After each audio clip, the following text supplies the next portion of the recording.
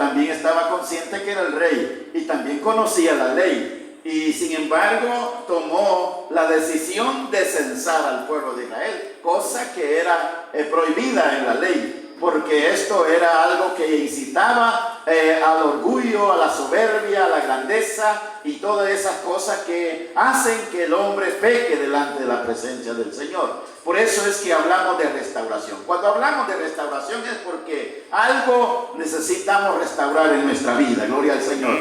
¿Cuántos creen que necesitamos restaurar algo en nuestra vida? Amén. Necesitamos restaurar algo. En este caso, los ministerios que están en nuestra vida, sabemos que los ministerios son dados por Dios. La Biblia habla en Efesios que el Señor constituyó a unos apóstoles, profetas, evangelistas, maestros, y bueno, ahí están los 5 ministerios que el Señor dio a la iglesia. Y no solamente dio 5 ministerios, sino que también dio dones a los hijos de los hombres, amén. Y también dice la Biblia que dio el fruto del Espíritu a cada persona, para que a través del fruto del Espíritu podamos echar mano y poder ejercitar el ministerio que Dios nos ha dado a cada uno de nosotros. Es algo maravilloso. Analizando este tema, cuando estamos hablando de esto, nuestro ministerio, como ya dijimos, el líder siempre va a ser atacado, va a ser el blanco del enemigo, porque aquí dice la palabra que se levantó Satanás contra Israel. O sea que el objetivo era Israel, pero atacó al líder, que era David. Amén. Entonces eso es algo que a nosotros nos llama la atención. Atacó por medio de una astucia, por medio de una estrategia.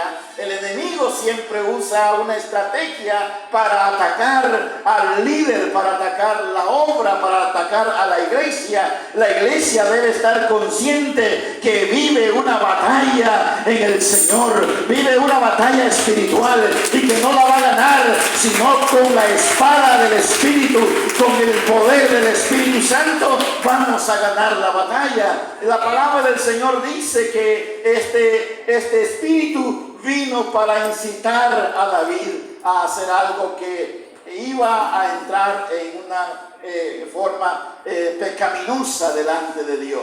Ahora bien, ¿cómo el enemigo ataca a la iglesia hoy en día?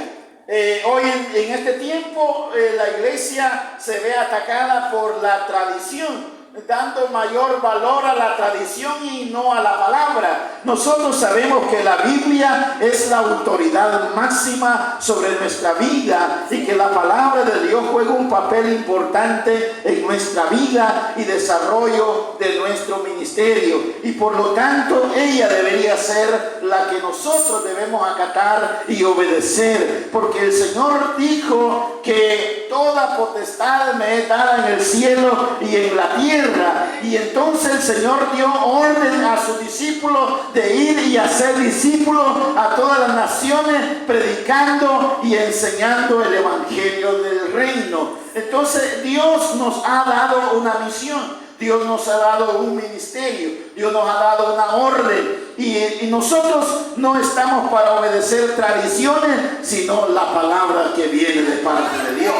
Las tradiciones pueden decir algo, pero la palabra de Dios es la que nos ordena y la que nos manda a hacer lo correcto delante de los ojos de Dios. Dios nos da la fuerza, Dios nos da la fortaleza para ejercer nuestro ministerio, aunque algunas veces hayan dificultades, hayan problemas. Uno de los problemas que se dan en nuestro ambiente, y es lo que la palabra del Señor nos enseña, es que nosotros tenemos que aprender a ceder y no acaparar, porque esto es bien importante. Y aquí voy a entrar en el primer punto de este tema, y es soltar o retener. Es la pregunta del millón. Soltar o retener. ¿Qué vamos a hacer nosotros en nuestro ministerio? Soltar o retener nuestro ministerio, nuestro liderazgo. La palabra del Señor nos enseña que debemos extendernos y que debemos crecer. y debemos delegar, debemos aprovechar el recurso que Dios nos ha dado. David tenía mucho recurso humano, sin embargo estaba como ambicionando, estaba como dudando o estaba de alguna manera queriendo mostrar poderío, orgullo, soberbia, prepotencia, y eso es pecado delante de los ojos de Dios. Y nosotros como cristianos, como líderes, como ministros, como pastores, en ningún momento que se nos cruce ser vanidosos o vanagloriosos, porque eso tendría que llevarnos a la derrota, a la caída, a la ruina. Y si en algún momento hemos entrado en eso, es momento de restaurar nuestra espiritualidad y nuestra devoción y nuestra obediencia a la palabra del Señor, porque no estamos para obedecer tradiciones de hombre, sino la palabra que viene de la presencia del Señor. Amén. Entonces, soltar o retener es la pregunta. ¿Por qué? Porque la palabra del Señor nos habla en 2 Corintios del ministerio del apóstol Pablo. El ministerio del apóstol Pablo es un ministerio que estaba enfocado en extender la obra, en engrandecer el reino, en llevar más allá la palabra del Señor. Lea lo que es el versículo 13 del capítulo 10 de 2 Corintios. El 13 dice: pero nosotros no nos gloriamos desmedidamente, sino conforme a la regla que Dios nos ha dado por medida, al permitir llegar también hasta vosotros. Oiga, dice el apóstol, no nos gloriamos en pecado. Gloria. Si algo nos sale bien, para Dios sea la gloria. Si tenemos mucha gente que nos apoya, bendito y alabado sea el nombre de Dios, pero para el Señor que sea la gloria. Porque si nos gloriamos nosotros, creyendo que nosotros hemos sido los capaces de conquistar toda esa gente, estaríamos cayendo en el pecado que cayó David, de censar al pueblo. Y ese pecado de vanagloriarse lo llevó a tener una gran pérdida delante de Dios. Y para restaurar esa relación, para restaurar esa comunión, para restaurar esa espiritualidad, para restaurar ahora esa confianza de Dios en David, ahora David tuvo que hacer algo extraordinario allá en el tiempo de David, cuando él tuvo que hacer un sacrificio grande, extraordinario. Yo no sé si usted ha leído toda esta historia del libro de Crónicas que ya mencioné, pero lo que yo quiero resaltar acá es que Satanás se levantó para llevar a cabo un plan para destruir al pueblo de Israel. Y el enemigo también se ha levantado para ejercitar o ejecutar un plan para destruir la iglesia. Y esto es bien peligroso lo que estoy diciendo. Y quiero que por favor tomen muy en cuenta, porque el enemigo se levanta para destruir la iglesia. Y nosotros debemos cuidar la iglesia del Señor. Debemos cuidar nuestra vida, nuestro ministerio, porque el enemigo se levanta. ¿Y a quién va a atacar el enemigo? A los miembros más humildes de la iglesia, a los miembros más sencillos de la iglesia, a los miembros que vienen de vez en cuando a la congregación.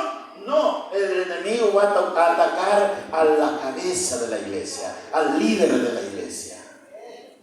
Y es por eso que nosotros tenemos que tener cuidado en esta batalla. Y aquí es donde la palabra del Señor habla de que el líder, la gloria y la alabanza que a Dios se le merece. Por eso es que la tarea del ministro, la tarea del líder es perfeccionar a los santos.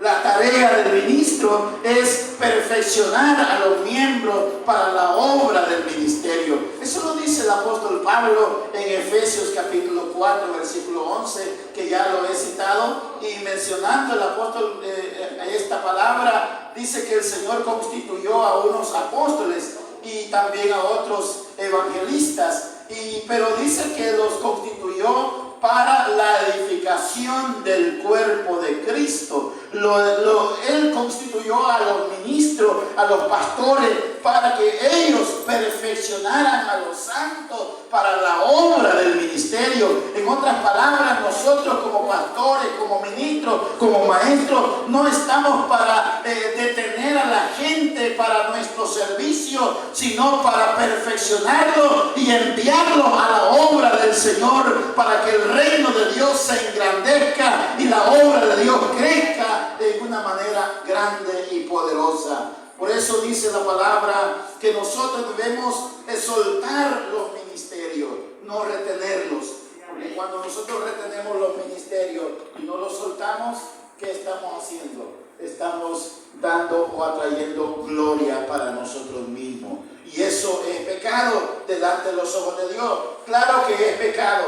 Por eso es que David pecó delante de Dios al retener a la gloria, al retener la alabanza a Él, al querer ser Él el Señor de un gran ejército. No le dio a Dios la gloria, y eso trajo consecuencias graves al pueblo de Israel. Y nosotros sabemos perfectamente que los líderes, los ministros, los pastores estamos llamados para perfeccionar a los santos para la obra del ministerio bajo los siguientes principios. Número 1, sujetar, o sea, tenemos que vivir el ministerio bajo sujeción. Muchas veces esta palabra no nos gusta. A muchas personas no les gusta la palabra sujeción, pero esto es de Dios. Amén. ¿Cuántos dicen que la palabra sujeción es de Dios? Amén. Viene de Dios la palabra sujeción. Debe estar sujeto el líder. El líder debe estar sujeto a los líderes, sujeto y sumiso los unos a los otros, porque la palabra sujeción nos lleva al liderazgo, nos lleva a la presencia del Señor. Y por eso es que nosotros debemos soltar y no retener. La sujeción es bien importante. Gracias.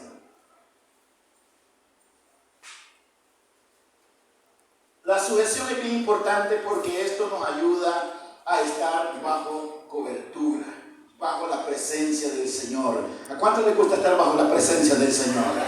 Hay que estar bajo la presencia del Señor, pero hay que estar bajo cobertura.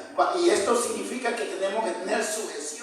Los líderes tienen que estar sujetos, porque cuando los líderes no están sujetos, entonces hay problema de autoridad dentro de la iglesia. Y esto es lo que la palabra del Señor nos enseña en la palabra, cuando dice la palabra del Señor que Pablo, cuando él fue llamado, lo primero que Dios le pidió es que él fuera siervo. Y el apóstol Pablo entendió perfectamente que su ministerio dependía de Dios, que él había sido llamado para estar sujeto, para estar sumiso, para ser obediente. Y eso es lo que Dios nos ha llamado a todos nosotros, a estar sujeto, a estar sumiso, a ser obediente. Cuando nosotros seamos sujetos, sumisos y obedientes, el Espíritu Santo de Dios vendrá sobre nuestra vida y nos llenará con poder. Aleluya.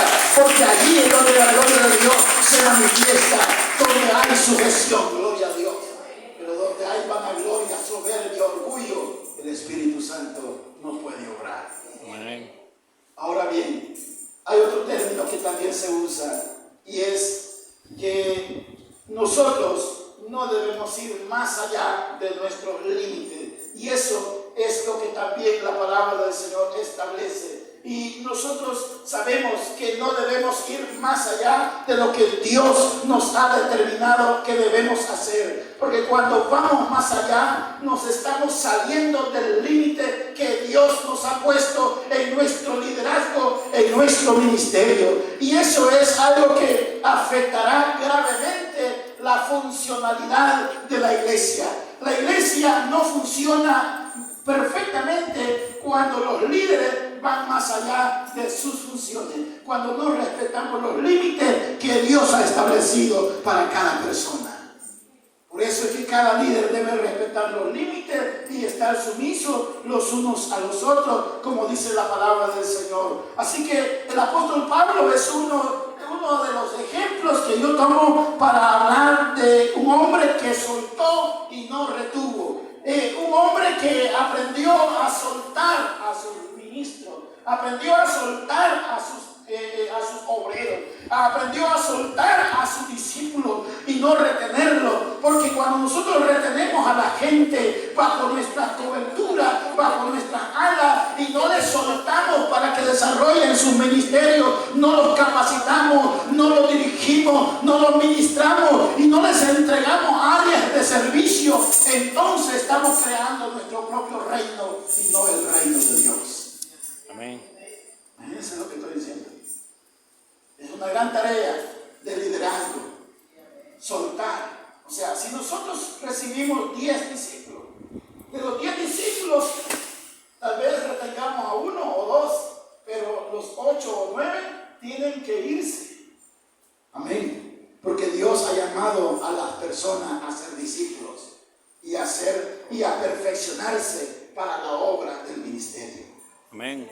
Nosotros fuimos llamados siendo no cristianos y fuimos llamados al ministerio y fuimos discipulados, capacitados y fuimos enviados a ser discípulos, y ahora somos personas que predicamos la palabra, enseñamos con soltura la palabra y entendemos que nuestro ministerio es capacitar, es perfeccionar a los santos y no retenerlos para nuestro orgullo o soberbia, como queriendo decir, miren cuántos miembros tengo yo, miren cuánta gente me sigue, miren cuánta gente está a mi favor. No es para nosotros la gloria, es para la gloria del Señor. Gloria a Dios.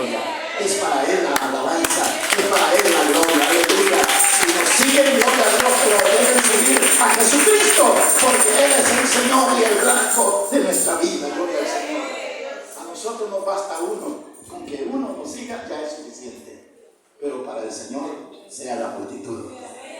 Amén. Eso es lo que el Señor quiere que hagamos. Así que la palabra de Dios nos enseña que debemos estar sujetos, número 1. Y número 2, que nosotros no vayamos más allá de nuestros límites. Y que también, hermanos míos, tengamos y desarrollemos un fundamento. Y tenemos que ceder, porque también eso es bien importante, aprender a ceder. Y poner, hermanos míos, de alguna manera algún límite, porque delegar es algo que se aprende. Yo no sé lo que usted significa o lo que usted entiende por delegar, pero la palabra delegar es algo que la palabra del Señor nos enseña a delegar. El suegro de Moisés le dijo a Moisés que él no iba a ser suficiente para llevar a cabo esa gran tarea de juzgar, de dirigir, de impartir justicia a todo un pueblo como Israel. Y le aconsejó su suegro que pusiera hombres sabios, inteligentes, que le ayudaran para juzgar y dirigir a esa nación. Y así lo hizo Moisés, delegó parte de su autoridad en ciertos líderes, gloria al Señor. ¿Cuántos saben que es bien importante aprender a delegar? Amén. Amén. Los líderes tienen que aprender a delegar, porque no todo lo podemos hacer nosotros. Muchas veces nuestro ministerio está agotado, rendido, cansado, aburrido, tedioso, y la razón es porque no hemos aprendido a delegar. Hay que tener cuidado también cuando delegamos, porque la palabra del Señor nos dice que es un riesgo, pero también la Biblia nos enseña que hay que estar alerta y que hay que saber que delegar conlleva riesgos. Amén. ¿Cuántos saben eso? Amén. Delegar conlleva riesgos. Mire, Jesús delegó a sus discípulos, pero de uno de ellos lo traicionó. Amén. Lo delegó. Y no solamente a 12 delegó, sino a 70 delegó. Y los envió de 2 en 2 y los mandó para que fueran a predicar y a enseñar, y les dio orden, les dio autoridad, y eso lo hicieron bien. Y la palabra del Señor dice que mucha multitud le seguía en su tiempo de popularidad, pero vino un tiempo cuando el Señor se reveló y les dijo que Él había venido para dar su vida y que lo iban a matar en Jerusalén, y Él mostró y reveló su muerte a la gente que le seguía. Nuestros ministerios, aleluya. Los ministerios están para complementarse, no para competir unos con otros. Y eso debemos entenderlo, porque el día que usted se entre en pleito de un ministerio con otro, usted está sirviéndole al enemigo y no a Dios. Oiga esto es bien fuerte, porque la palabra del Señor nos enseña ese principio. Vea lo que hizo Jesús en la oración. Cuando Jesús oró allá en el Getsemaní y oró por su iglesia, oró por sus discípulos, en el capítulo 17, la oración de Jesús por sus discípulos, en el capítulo 17 de San Juan, en el versículo 23, dice la palabra del Señor: yo en ellos y tú en mí, para que sean perfectos en unidad, para que el mundo conozca que tú me enviaste y que los has amado a ellos como también a mí me has amado. Oiga, que sean perfectos en unidad. Pero cuando el Señor está hablando de unidad, no está hablando de que todas las denominaciones se unan y que todos formemos un solo clero o un solo, quizás una sola organización. No está hablando de ese tipo de unidad, sino que está hablando de un complemento. La palabra competencia no es la estrategia de Dios, no es el propósito de Dios, porque Dios no dio los ministerios para que compitan entre sí, sino que en los ministerios, como ya dije, Dios los dio para que se complementen el uno con el otro, de tal manera que lo que a un ministerio le falta, el otro lo pone, gloria al Señor, de tal manera que hagan una iglesia fuerte, valiente, invencible, y que las puertas del infierno no prevalezcan contra la iglesia, gloria al Señor. Pero para ello la iglesia debe entender que los ministerios no están para competir, sino para complementarse. Gloria a Dios. Porque esto es lo que Dios quiere en nuestra vida espiritual. Ahora, la competencia no es entre iglesias. Ya dije, quizás las maquinaciones del diablo nosotros las conocemos en parte, pero debíamos conocerlas todas, porque la palabra del Señor dice que nosotros como hijos de Dios debemos conocer las maquinaciones del enemigo. Una de las estrategias del enemigo y maquinaciones del enemigo es vestirse como ángel de luz. O sea, es una estrategia del enemigo ponerse saco y corbata. O sea, al enemigo le gusta no salir con cola ni con cacho. Eso no es la estrategia del enemigo. La estrategia del enemigo es vestirse bien, saludar bien, ser educado, ser una persona ético-moral y presentarse como ángel de luz en la congregación. ¿Eh?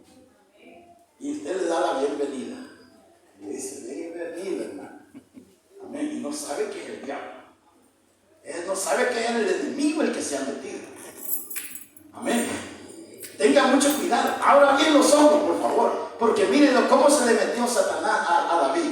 David no estaba queriendo matar al pueblo de Israel. Él quería simplemente censar. Pero Satanás se había metido en David y estaba dispuesto a pelear la batalla y vencer al pueblo de Israel de esta manera. Y entonces aquí vemos nosotros que la batalla, el pleito, la guerra espiritual, hermanos míos, no es contra nuestros hermanos. Nuestros hermanos son nuestros hermanos lavados con la sangre de Cristo. Ellos han sido comprados con la sangre del Señor. Y nosotros debemos amar a los hermanos. Aleluya. Porque ellos son nuestros hermanos. Y nuestro pleito no es contra ellos. Aleluya. Sino que nuestro pleito es contra Satanás. Y debemos saberlo, porque Él lo hace así. Entonces, la palabra del Señor dice claramente que Jesús oró para que hubiera unidad basada en el complemento. Y ahora entendemos que nuestra lucha no es contra sangre y carne, sino contra principados. Satanás hace que la iglesia compitan y no se complementen. Y eso es lo que hace el enemigo, porque el enemigo le interesa que haya pleito en la congregación, que haya guerra en la iglesia, pero guerra no contra él, sino que el enemigo quiere que haya guerra entre ustedes mismos, de unos contra los otros. Y usted sabe lo que dice la Biblia: una casa dividida contra sí misma no prevalece. ¿Cómo va a crecer la iglesia? ¿Cómo va a tener avivamiento la iglesia? ¿Cómo la iglesia va a embatir al enemigo si está dividida contra sí misma? Si entre los mismos líderes están dando demasiado. Matando.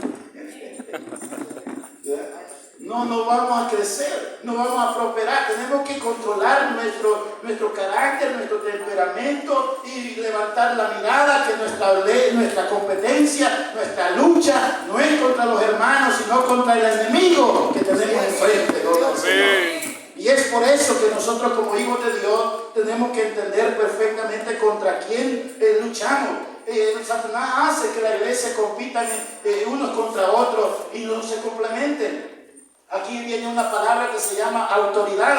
Usted sabe lo que es autoridad, sabe lo que significa autoridad. La autoridad es dada al cuerpo de Cristo, usted lo sabe, porque la palabra del Señor lo dice claramente, que Dios le entregó la autoridad a la iglesia, porque todo lo que atares en la tierra será atado en los cielos, y lo que desatares aquí en la tierra será desatado en los cielos. ¿Cuántos dicen amén? Porque esa autoridad Dios la dio a la iglesia y está ejercida y representada a través de los liderazgos que Dios ha puesto en la iglesia.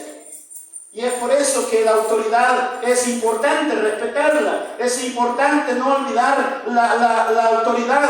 La autoridad no está puesta para dividir, porque Dios no vino a poner división, sino que la autoridad está puesta para la reconciliación y el perdón. Reconquistar la autoridad. Para poder reconquistar la autoridad es necesario que haya reconciliación y perdón. Diga conmigo, reconciliación y perdón. Para poder restaurar los ministerios es necesario que haya reconciliación y perdón. Si no hay reconciliación y perdón, los ministerios no pueden ser restaurados. Y esto es bien importante, porque el Espíritu Santo usa nuestros talentos, nuestras habilidades, nuestras capacidades y nuestro corazón para hacer la obra de Dios. Pero necesitamos que en nuestro corazón no exista esa competencia, ese pleito, esa discordia, esa confrontación entre nosotros. Debe haber reconciliación entre nosotros, debe haber unidad. En otras palabras, debe haber complemento, debe haber ese espíritu de complementar para poder distribuir la tarea equitativamente, para poder distribuir la obra del Señor, distribuirla y complementar la obra del Señor. Es algo que Dios nos ha dado el privilegio de poder distribuir la obra del Señor. Distribuir la obra de Dios equitativamente, de una manera correcta, para que funcione la obra de Dios. Por eso hablar de restauración de los ministerios o del ministerio es hablar de reconciliación, es hablar de perdón, porque muchos de los ministerios se han arruinado por falta de reconciliación y de perdón. Amén. Y esto es lo que el Espíritu Santo también quiere hacer en nuestras vidas. Porque muchas veces decimos, queremos la unción, queremos el poder, queremos todo esto, pero Dios dice, yo quiero dar esto, pero quiero que ustedes se quieran, se amen entre ustedes mismos. Amén, hermanos. Amén. No puede haber algo más. Entonces, para poder entender esto, hay otra palabra que se llama sujeción al Señor. Esto de la sujeción es bien importante, porque debemos estar sujetos al Señor, todos, tanto el pastor como los líderes, estar sujetos a la autoridad suprema que es el Espíritu Santo, que es Dios. Dios es el dueño de la iglesia, Dios es el dueño de la obra, y todos nuestros ministerios deben estar sujetos al Señor.